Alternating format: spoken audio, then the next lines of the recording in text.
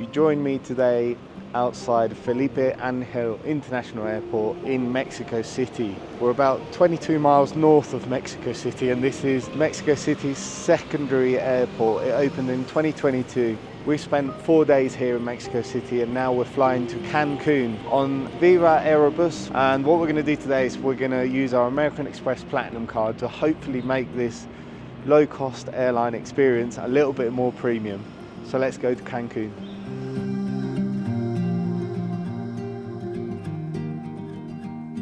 Nice big area airport, a little bit chilly in here, but we're just going to go and find the check-in for Viva Aerobus. So we found the check-in desk. There was a little bit of a queue. I think it took about 20 minutes, half hour.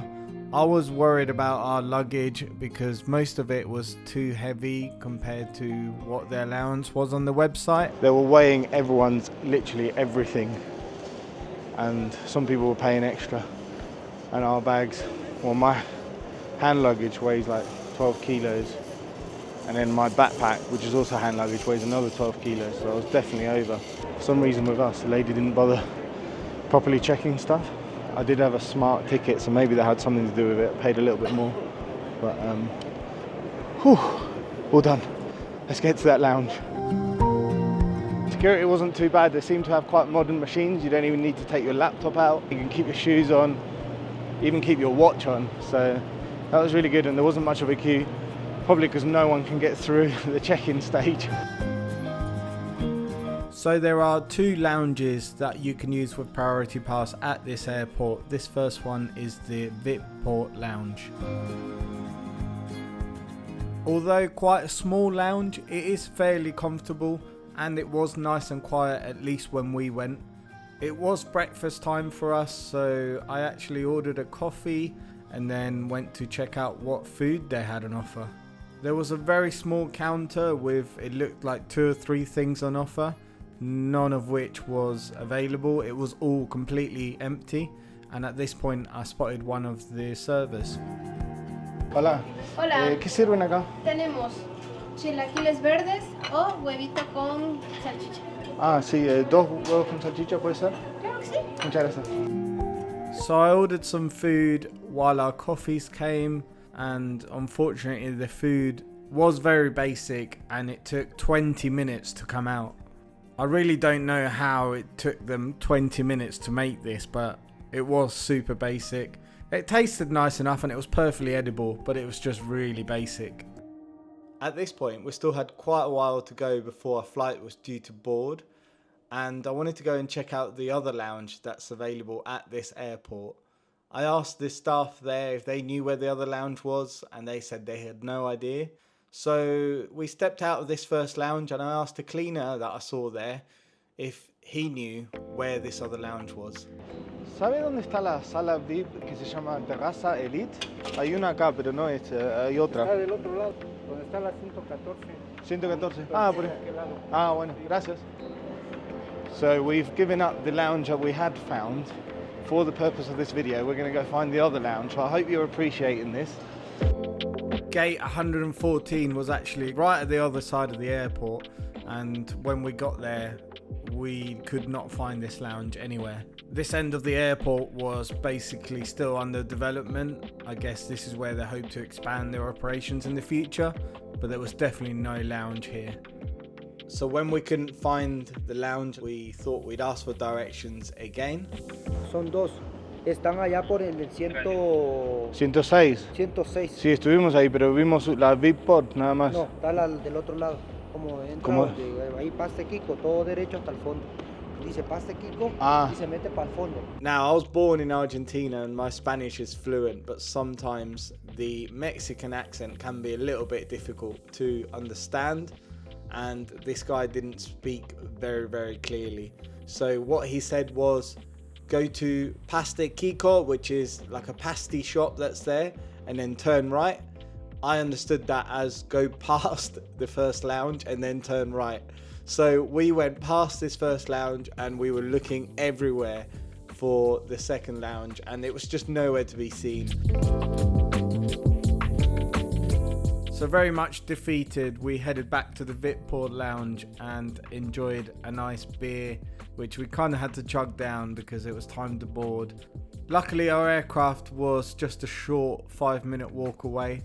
I was pleasantly surprised to see that Viva Aerobus were boarding at the time that they said they were going to be boarding. We also went straight through to the aircraft. There was none of this boarding, not boarding malarkey that you tend to get at Heathrow these days. I did get told by one of the ground staff as we approached the aircraft to put my camera away as the aircraft was fueling.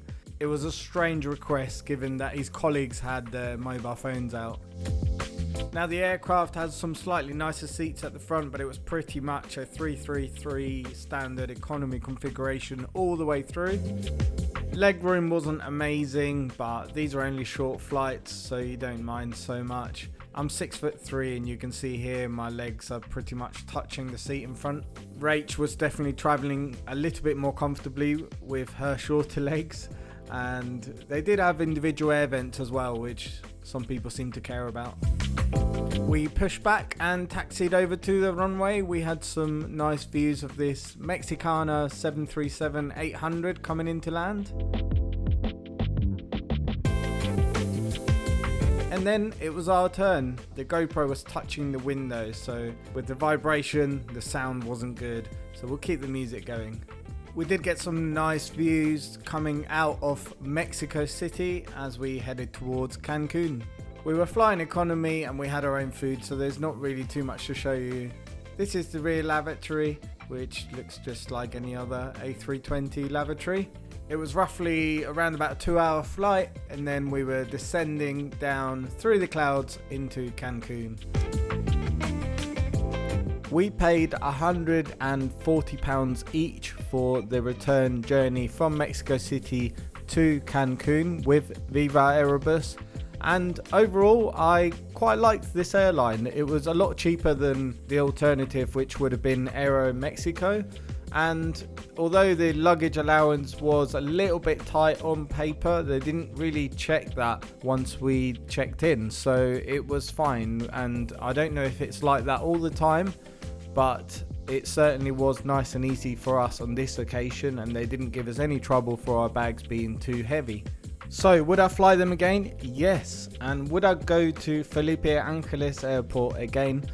I think I would. It was a little bit far away. It cost us £27 in the Uber instead of the £12 it would have cost us to go to the main airport, but the flights were cheaper, so it all balances out in the end. And I have definitely learned my lesson here to do my research with these lounges a little bit more thoroughly, because although the Priority Pass app does not show the exact location of that second lounge we were trying to find, if you go to the map of the airport and then you click on departures, it takes you to the level we were at, and you can actually see the lounge there and the location exactly where it is on the map. I also found a Google Maps listing, and this lounge does look very nice indeed. I'm absolutely gutted that we couldn't find it. And then also another thing I missed was that there is actually a concierge service here for Priority Pass users. I've not seen this at any other airport and I would have loved to try it, so I'm a little bit gutted that we didn't see it. And I think I missed this because when I was researching the lounges, I left it last minute and I was doing it quickly on my phone rather than perhaps researching the lounges at home on the computer at my desk with a little bit more time before even leaving home.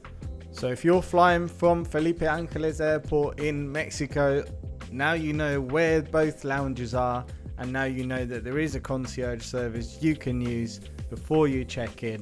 So give it a go and do let me know what it was like for you. As usual, like and subscribe for more content. I've got a review coming of the hotel where we stayed at in Cancun, and also the flight back, so flying from Cancun and showing you all the different lounges that are available there, and I'm pleased to say I was able to find them all without too much trouble.